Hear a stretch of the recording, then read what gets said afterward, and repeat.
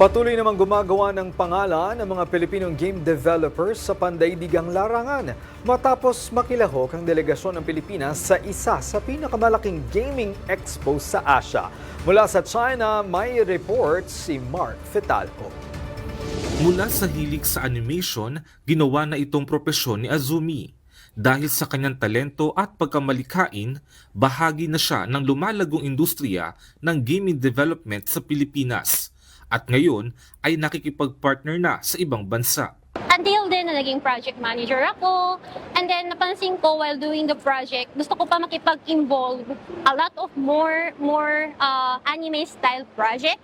Isa ang kanyang kumpanya sa 7 gaming development companies sa Pilipinas na nakilahok sa 2026 China Digital Entertainment Expo and Conference o China Joy sa Shanghai, China. Dito ay ibinida ng delegasyong Pilipino ang kanilang mga likhang laro at iba't ibang services. Ayon sa Department of Trade and Industry Export Marketing Bureau, pangkalahatang naging matagumpay ang partisipasyon ng Pilipinas sa naturang event. So we had interest from China, from Spain, from Cyprus, Vietnam. So very, very connected ng global gaming community. And that is why the skill set of our developers or animators are highlighted because these are the skill sets that they need. Sa temang Level Up with AI, layo ng China Joy 2026 na isulong ang inobasyon sa gaming at digital entertainment. Naging pagkakataon din ito para sa delegasyon ng Pilipinas na makakuha ng mahalagang kaalaman at mga bagong ideya na maaaring magamit sa pagpapalago ng game development industry sa bansa. Nakita kasi namin yung potential ng market and buying power ng Chinese market. And even before, kapag nasa Pilipinas ka lang, napakahirap nun i-breach.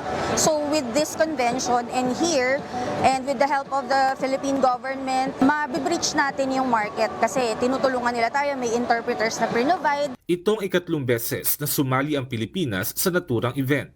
Ayon sa Philippine Consulate General sa Shanghai, mahalaga ang partisipasyon ng Pilipinas, lalo't nakakatulong ito sa pagpapaunlad ng creative industry ng bansa. Shanghai has one of the biggest gaming industries, and yung Philippines naman really has something to offer.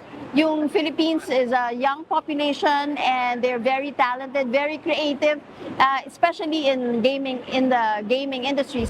Para sa mga Pilipinong game developer, hindi lamang ito pagkakataon para maipakita ang kanilang mga likha, kundi patunay rin na kaya makipagsabayan ng mga gawang Pinoy sa pandaigdigang merkado. Para sa totoong balita sa bagong Pilipinas, Mark Fetalco para sa 13 sa tanghali ng Congress TV.